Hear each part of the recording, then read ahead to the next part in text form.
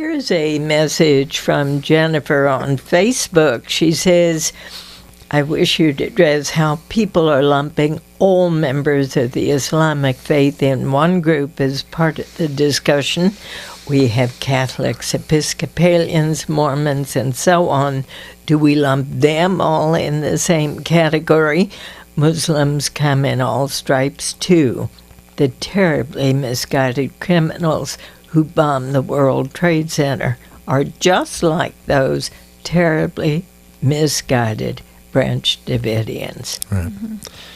That was very well said. I think so. And why hasn't someone brought up the fact they already have a mosque in the same building they want to tear down and rebuild? Right. And the imam who is leading the effort to build this mosque and Islamic Cultural Center is what they call it, is from the Sufi tradition, which is the sort of mystical tradition of Islam. It's not at all violent, and he already leads a mosque just, I think, 10 blocks away from the site they're looking at. And he's been there for 30 years, and he has Imam Ra'u, I think is how he pronounces the name. President Bush used him as an emissary, and he's currently, I think, in the Middle East for the Obama administration. This is hardly a radical, and the space that they're talking about has been vacant for ever since 9/11. The Burlington Coat Factory was there before, and yes, there are Muslim prayer services going on there right now. Well, and a couple things, I think we in the media have done a real disservice into buying into calling this a mosque controversy, because it isn't just. I mean, it's more than that. They're trying to build a cultural center to heighten awareness of the different, of awareness of Islam and what Islam's all about, and try to change the perceptions. That's the one thing. The other thing is, as much as we're all worried about this, they have raised apparently the money that has been raised for this. They are so far. They're light years away. I think there was a story in Politico this week that said they only have raised about $16,000. One, on the Branch Davidian thing, I feel like I should address that. If memory serves, the Branch Davidians murdered 4 federal agents. The rest of the people who died in a standoff with the federal government. 3,000 people, as we all know, were killed in September 11th. Changed the politics of the world for a very, very long time. I think they're enormously different. There is a diversity of opinion. But the point is that there are radicals within various religious traditions. There is a diversity of opinion on the location of this mosque in this place, even among Muslims. The New York Times published an article today kind of just talking to people on the street who were Muslims, and they all said, well, it doesn't have to be there. It could be somewhere else. It could be farther away. And there is not this sort of locked-in cement. And the thing that actually shot this story into the stratosphere, it's been very big on the blogosphere and on cable TV, the thing that shot it into the stratosphere was President Obama speaking about it on Friday at the iftar dinner at the White House, appearing to give wholehearted approval of it, and then backing off a little bit the next day. That's what made the story really huge. That's open to interpretation as to whether he was actually backing off in that next statement when he said, I don't necessarily support the wisdom. I talked to 3 of the people who were in the room at the iftar dinner, and I asked them all, well, what did you hear the president say? Sure. Did you hear him express support simply for the right of this group to build this mosque in this place, or did you hear support for the actual project? And they all said, we thought he was supporting the project. I do think it's kind of odd though when we start talking about it's can we put it someplace else? I mean, are we gonna draw a boundary and say this is the hallowed ground boundary within which and what else are we gonna not allow other things in there if it's hallowed ground? Or let's have to think about it. Dante Chinia, the Christian Science Monitor. You're listening to the Diane Rehm Show.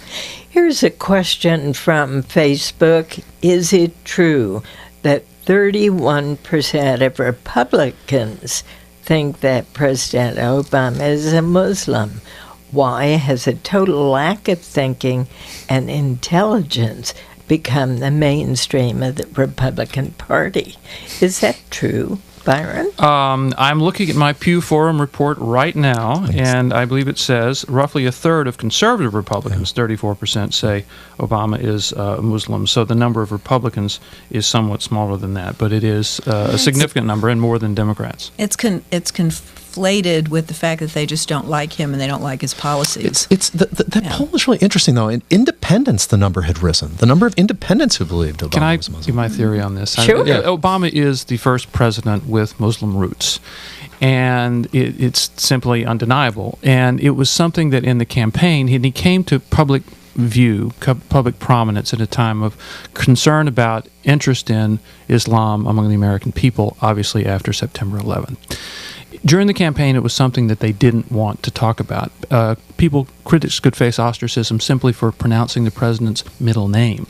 After he becomes president, he goes to the Middle East in June of 2009 in his much-anticipated outreach to the Muslim world, in which he stresses his Muslim roots. And today, the president on Sundays can often be seen going to play basketball or golf, and it's not any surprise to me that a number of the American people would be confused about what his religious status is. By the way, the poll found that the number of people who did not know what Obama's religion is had risen significantly. Excuse me, but didn't Al-Qaeda attack us? I don't believe it was the Muslims. There was an enormous interest in Islam and what it means. The other thing in that poll, though, it's also among liberal Democrats. The number of liberal Democrats who declared they did not know the president's religion had risen. And I do think. Look, this isn't a question of whether or not it's right or wrong, but the president obviously has not made religion as much has not brought it to the forefront of who he is, particularly the way the former president did. And I think there was no. If you ask people what religion George W. Bush was, we all knew. I want to ask, what difference does it make? I think it's a valid question. What religion the president of the United States practices? I don't understand that. I don't care if he's an Episcopalian, a Methodist, a Jew. I don't care. We elected the man president. Well, interesting in that, I think in that poll, they also found that Judaism was the most respected religion. I mean, here's a country where we've had some anti-Semitism, and so it now looks like anti-Muslimism is becoming the new anti-Semitism.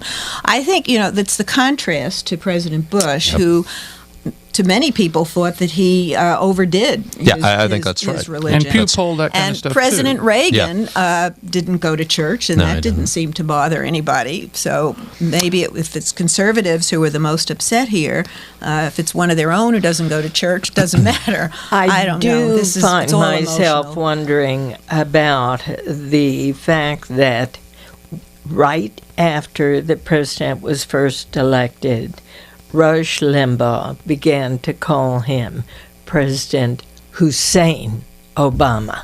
And yesterday, on the air, he denied he had ever used that word. I heard him. Yeah. I heard him. And